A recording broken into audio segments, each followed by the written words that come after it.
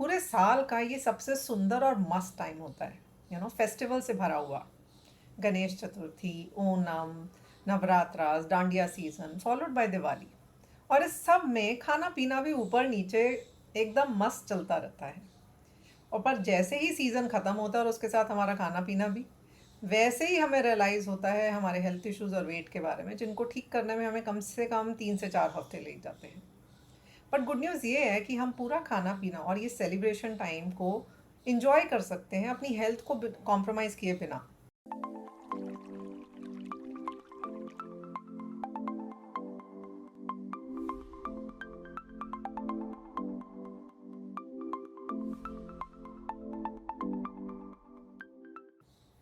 Hi, I am Monika Dutta, health and wellness coach, और आज मैं आपसे शेयर करने वाली हूँ कुछ स्मार्ट फूड हैक्स और सिंपल टेक्निक्स जिससे आप फेस्टिव सीजन को एंजॉय कर पाएँ without guilt, with minimum damage to your health, weight and sugar levels.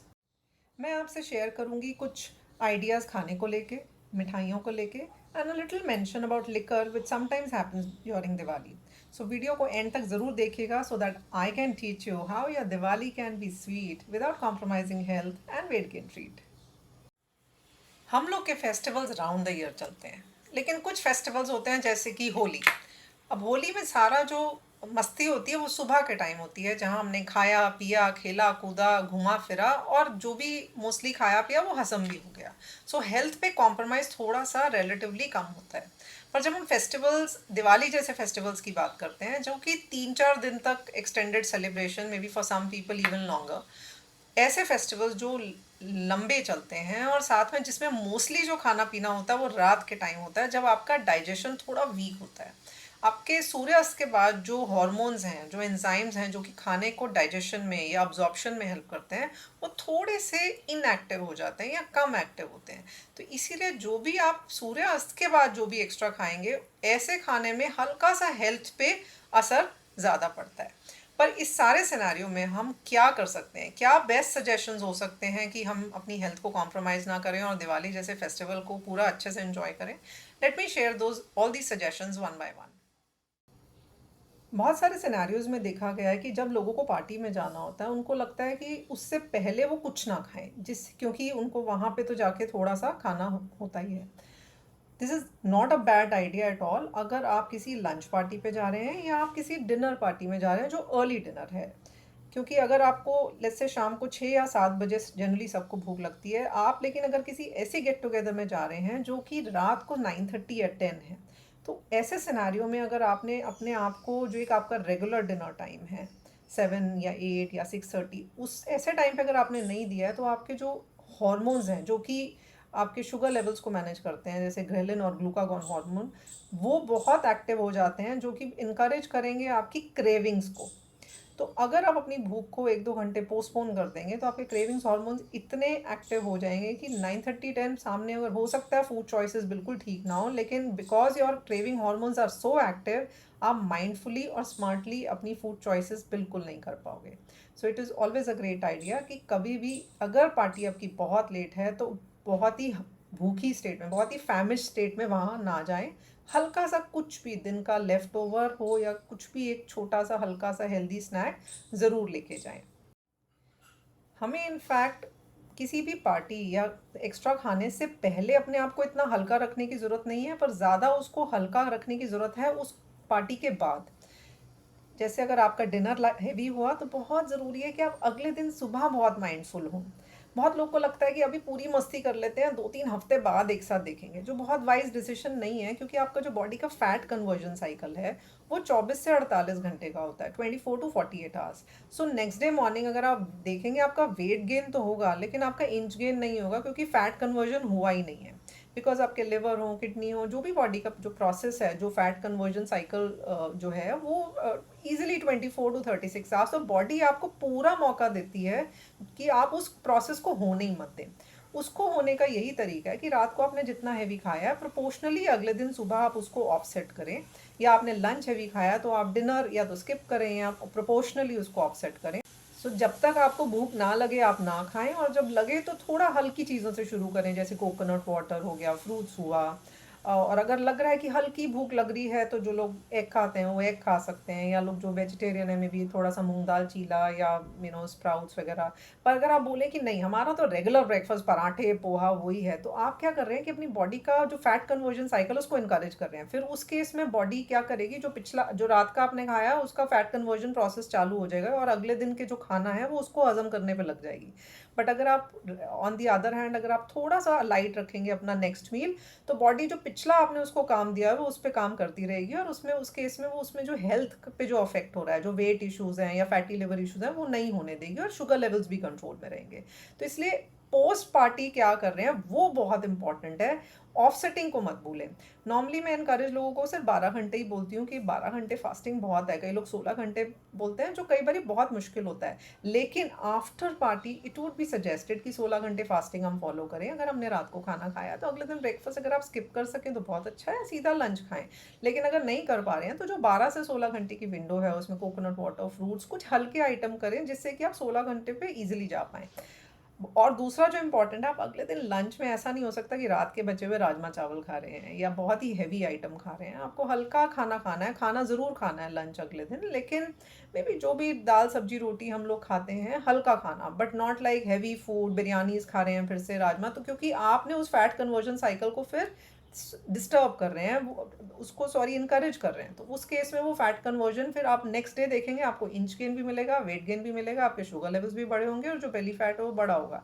क्योंकि आपने उसका जो रोल बैकिंग जो प्रोसेस है वो आपने कहीं ना कहीं इंटरफेयर किया उस प्रोसेस में। तो next day be mindful about what you're eating, क्योंकि हो सकता है रात को फिर पार्टी करनी हो। तो इसलिए आपने अगर आज रात को कुछ भी हैवी खाया है, अगले दिन सुबह थोड़ा माइंडफुल रहें।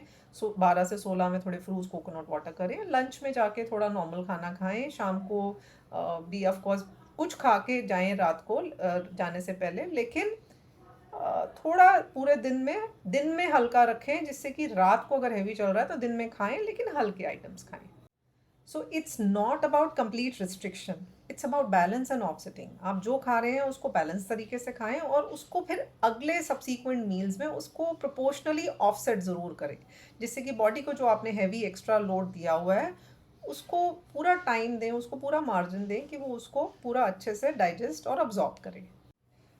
थर्ड और जो बहुत ही इम्पॉर्टेंट पॉइंट है वो है आप किस तरह के कॉम्बिनेशंस यूज़ कर रहे हैं अपने फूड चॉइसेस में।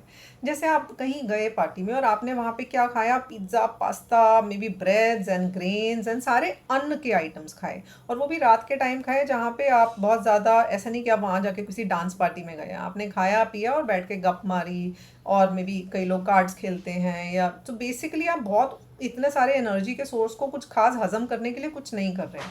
तो ऐसे में क्या होता है कि आपका ग्लाइसेमिक इंडेक्स बहुत शूट करता है, और ऐसे केस में इंसुलिन स्पाइक्स भी होते हैं जो कि दोनों ही फैट अब्जॉर्प्शन को इनकरेज करते हैं। सो बात एक्स्ट्रा खाने की नहीं है, बट प्रॉब्लम है रॉन्ग कॉम्बिनेशंस की। हमें क्या करना है, इस खाने को थोड़ा बैलेंस कर देना है कि अगर आप कहीं ग्रेन्स खा रहे हैं उसके साथ ही थोड़े से प्रोटीन्स खाइए। जैसे प्रोटीन्स में जो लोग नॉनवेज खाते हैं वो लोग चिकन या फिश खा सकते हैं, जो वेजिटेरियंस हैं वो पनीर सोया या कोई दाल का एलिमेंट ले रहे हैं। साथ में अगर कुछ पॉसिबल है कोई सब्जी या कुछ कबाब्स हैं वेजिटेबल या मशरूम्स, तो कुछ आपने वो कॉम्बिनेशन, जब आपने एक बैलेंस का ध्यान रखा, जहाँ आपने थोड़े ग्रेन्स को लिया, थोड़े प्रोटीन्स को लिया, थोड़े वेजिटेबल्स को, तो वो क्या हो रहा है कि आपने उस ग्लाइसेमिक इंडेक्स को ज़्यादा स्पाइक नहीं होने दिया, ना ही इंसुलिन को स्पाइक होने दिया। उस केस में आपके जो फैट अब्जॉर्प्शन है वो नहीं होगा, ना सिर्फ वो बेली फैट को बढ़ने देगा, ना ही वजन को बढ़ने देगा बहुत ज़्यादा, और शुगर लेवल्स को भी चेक में रखेगा। सो कॉम्बिनेशंस का पूरा ध्यान रखें। अब यहाँ पे एक बहुत इंपॉर्टेंट पॉइंट जो मेंशन करना होता है, क्योंकि दिवाली टाइम पे कई लोग ड्रिंक्स पी लेते हैं। अब जो ड्रिंक्स हैं, जो लिकर है, जो अल्कोहल है, वो क्या है बेसिकली, अगर आप देखें ethanol, ethanol is the purest form of glucose which is the fermented juice of grains. तो जितनी भी ड्रिंक्स हैं, लिकर्स हैं, आपके जो हार्ड लिकर हैं, वो बनती हैं ग्रेन्स के जूस को फॉर्मेंट करके। सो उसमें ऑलरेडी इतना कार्बोहाइड्रेट होता है, इतना रेडी सोर्स ऑफ एनर्जी है, और it has much higher glycaemic index as compared to the regular grain, क्योंकि ग्रेन्स के केस में बॉडी को कुछ काम करना पड़ता है उसको हजम करने के लिए। जब पर आप उसका जब जूस बना के, और वो भी एक फर्मेंटेड जूस बना के जिसमें लिकर कंटेंट भी है, तो क्या हो रहा है कि बॉडी को कुछ करना नहीं पड़ रहा है, तो बहुत स्पाइक करता है। अब जब आप लिकर ले रहे हैं, हार्ड लिकर, आप उसके साथ अगर खाने में भी बहुत ज़्यादा अन्न ले रहे हैं तो आप अपना बहुत ज़्यादा ग्लाइसेमिक इंडेक्स बढ़ा रहे हैं। तो बहुत ज़रूरी है कि आप जब लिकर लें तो माइंडफुल रहें कि आप उसके साथ जो कॉम्बिनेशन है वो आप उसमें थोड़े प्रोटीन ज़्यादा रखें, चिकन, फिश, पनीर, तो या दाल के जैसे कबाब्स होते हैं आपके, तो उस केस में क्या हो रहा है कि आपने कॉम्बिनेशन का ध्यान रखा। अब कई बारी लोगों को लगता है कि हमें भूख लगी है, हम उसको कैसे मैनेज करें? तो जहाँ आपको दिख रहा है कि आप रात को अगर अल्कोहल लेने वाले हैं, तो बहुत ज़रूरी है कि आप शाम को 6 बजे, 5-6 बजे जब भूख लगती है हमें, हम उसमें कुछ खा लें। दोपहर का लेफ्ट ओवर खाना हो सकता है या कोई हेल्दी सा सैंडविच हो सकता है, जिससे कि रात को आपको जो भूख है, वो बहुत ज़्यादा अन्न की लगे ही ना, और आप सिंपल जो ये स्नैक्स हैं आपके, आप इनसे आपका काम चल पाए। क्योंकि जब आप लिकर के साथ बहुत ज़्यादा अन्न, बहुत ज़्यादा खाना क्लब करेंगे, एक आपको ज़्यादा लिकर की नीड फ़ील होगी, क्योंकि आप जो अनवाइंडिंग वाली फ़ीलिंग है वो आपकी आएगी नहीं कम क्वांटिटी से।